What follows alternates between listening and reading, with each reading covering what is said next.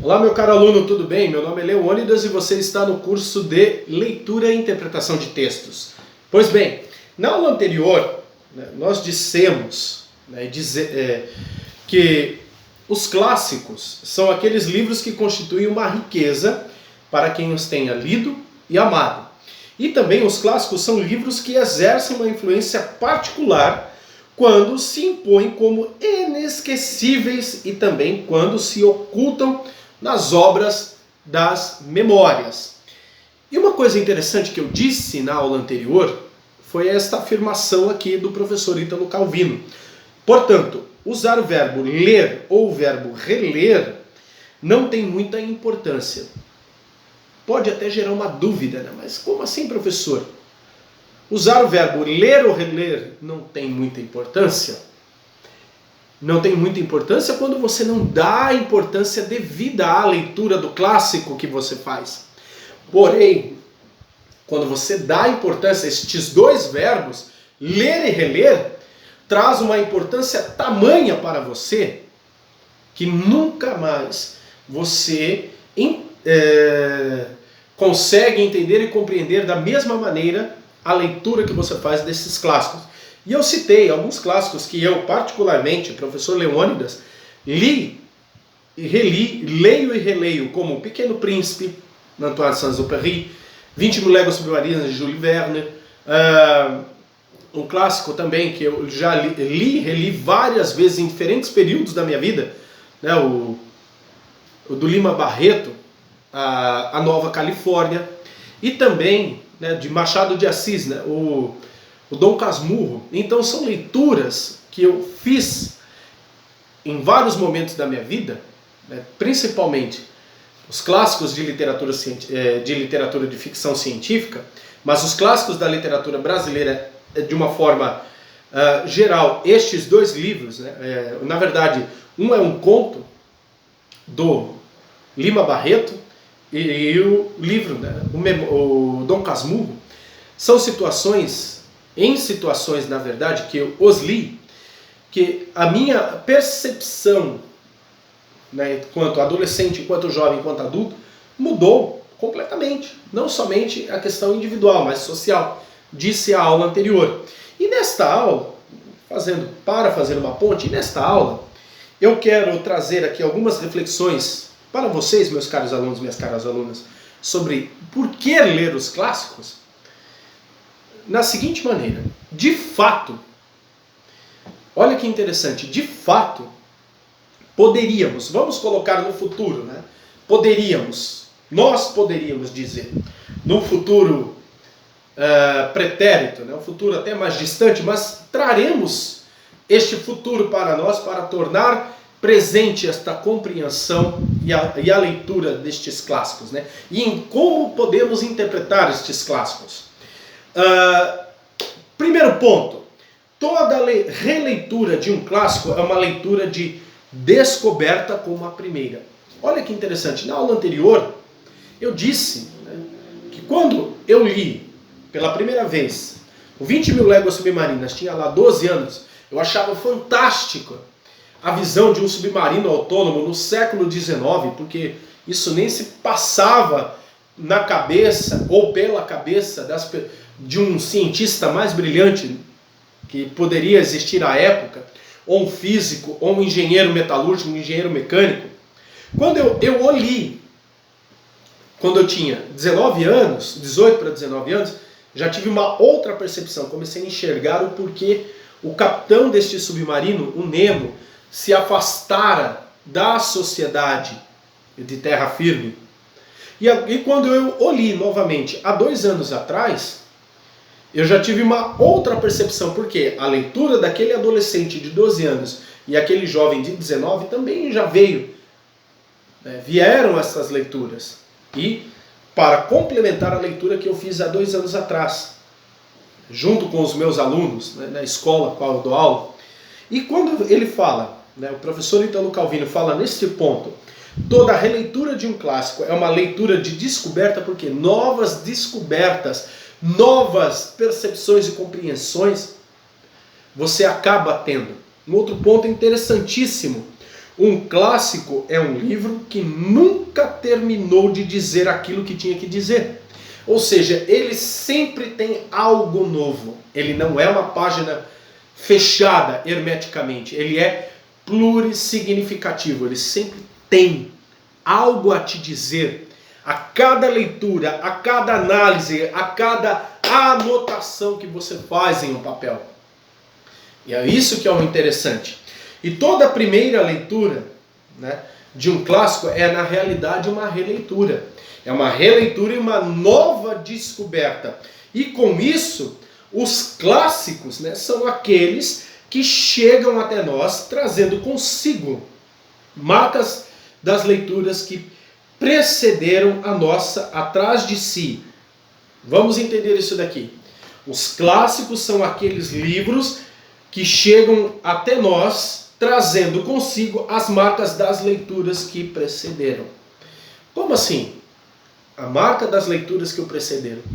Para que um autor escreva, como Balzac, Heródoto, Cícero, Sócrates, Alexandre Dumas, Machado de Assis, Lima Barreto, Bernardo de Guimarães, José de Alencar, Padre Antônio Vieira, Gregório de Matos Guerra, para que eles escrevessem todas as suas obras, todos esses clássicos que nós temos na literatura brasileira e na literatura universal, com certeza estas mentes brilhantes, vamos colocar assim, leram outros clássicos, beberam de fontes clássicas e fizeram a sua leitura individual em relação à sociedade, e a sociedade a qual eles estavam inseridos, em suas épocas, em seus contextos, influenciaram o seu modo de escrever. Não estou falando a estrutura do texto,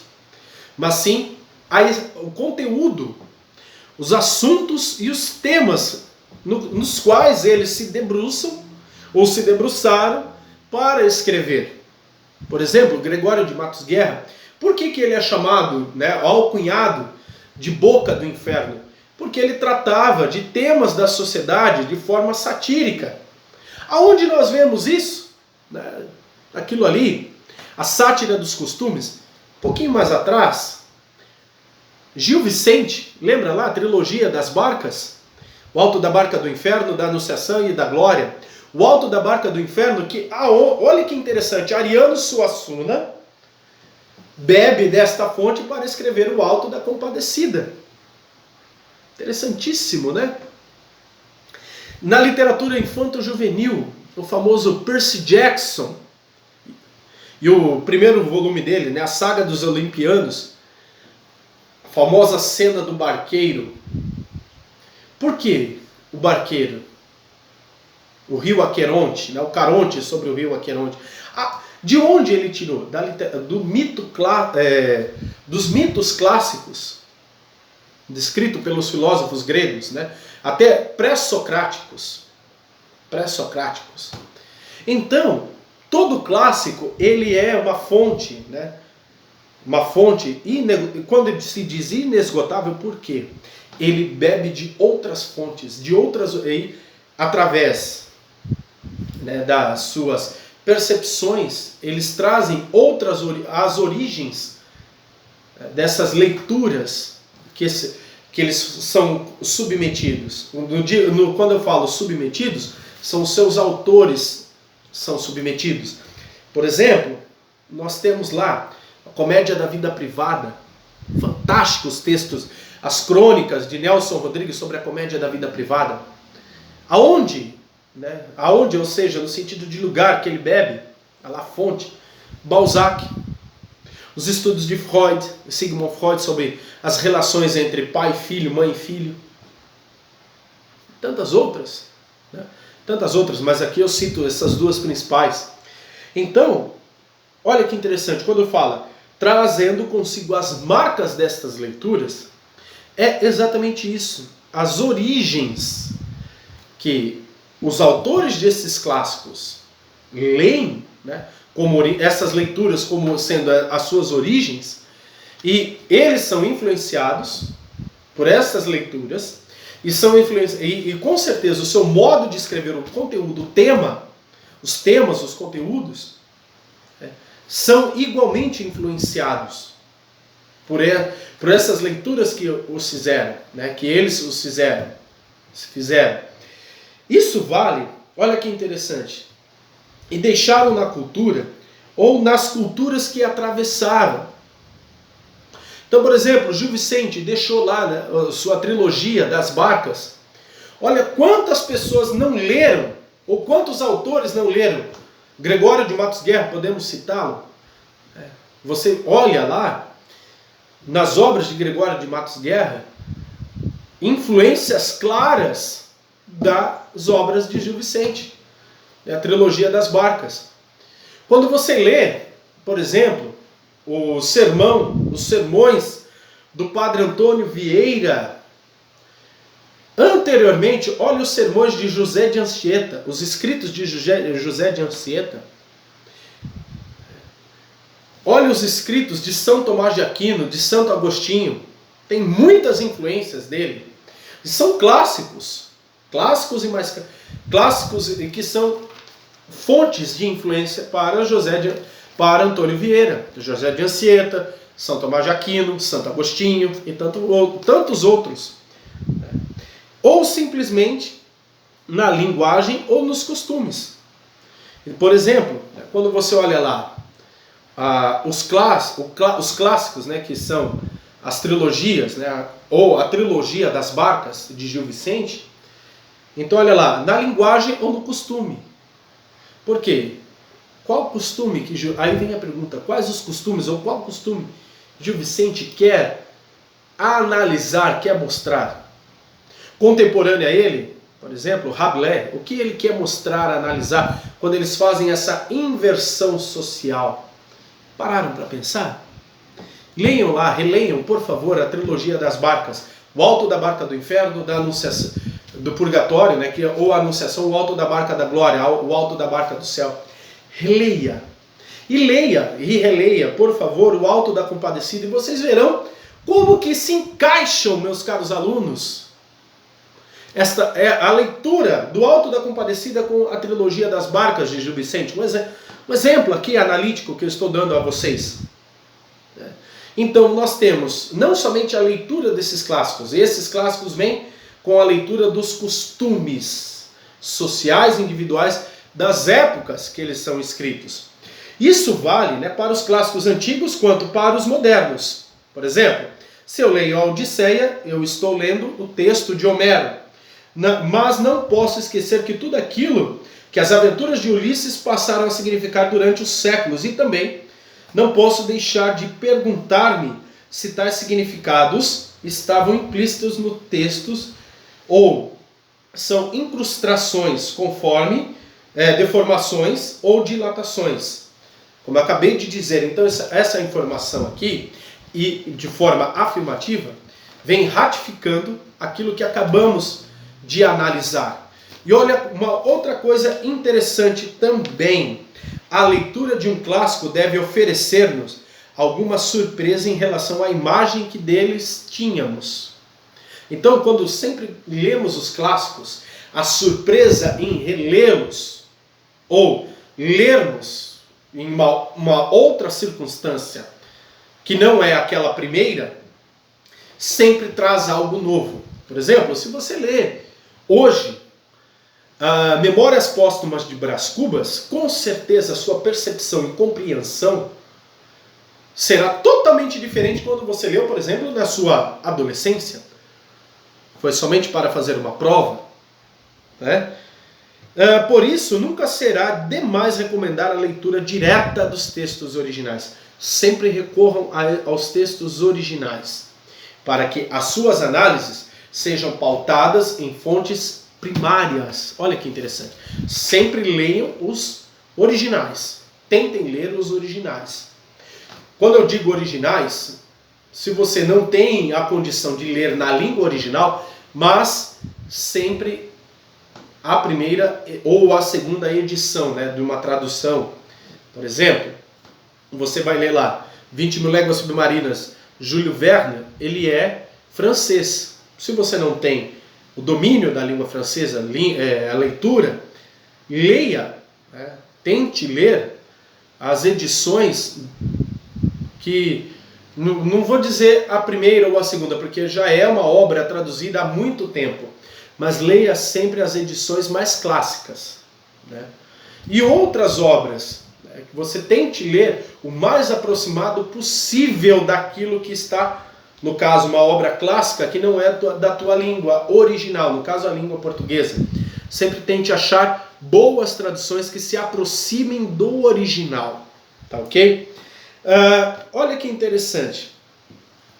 Por isso, nunca será demais recomendar a leitura dos textos originais, evitando o mais possível bibliografia crítica, comentários e interpretações. Por isso que eu acabei de dizer.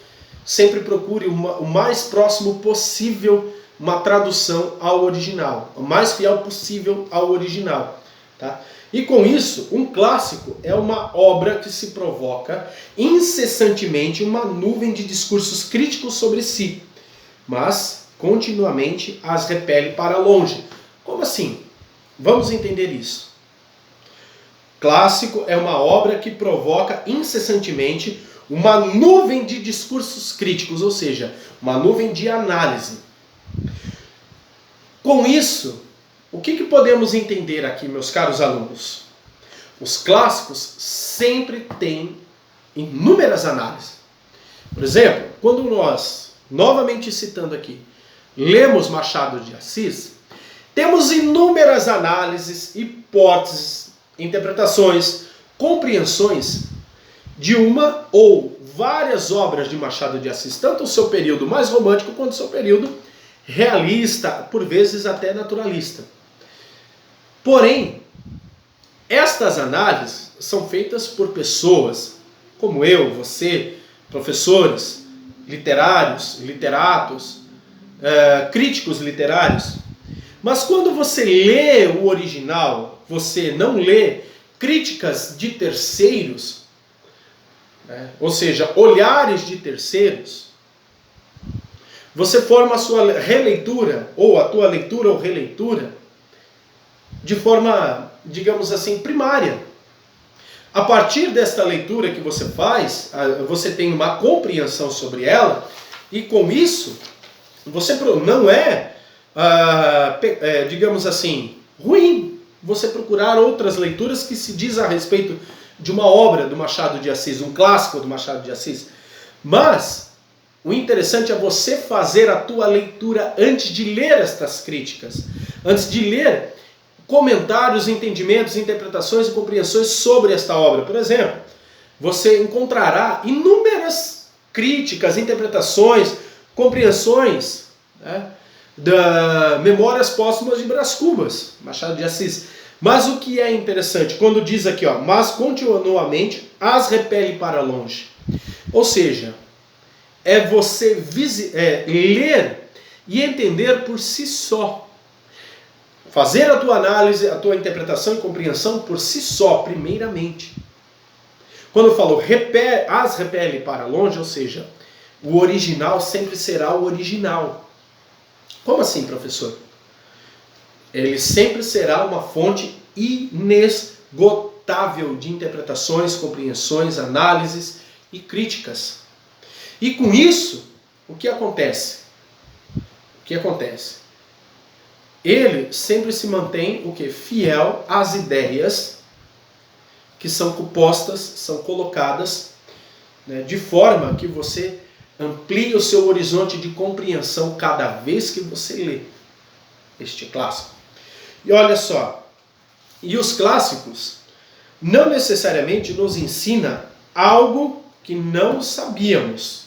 Às vezes descobrimos nele algo que também soubéramos ou acreditávamos saber, mas desconhecíamos que ele dissera primeiro, ou que de algum modo se liga a ele de maneira particular. É aquilo que eu acabei de dizer.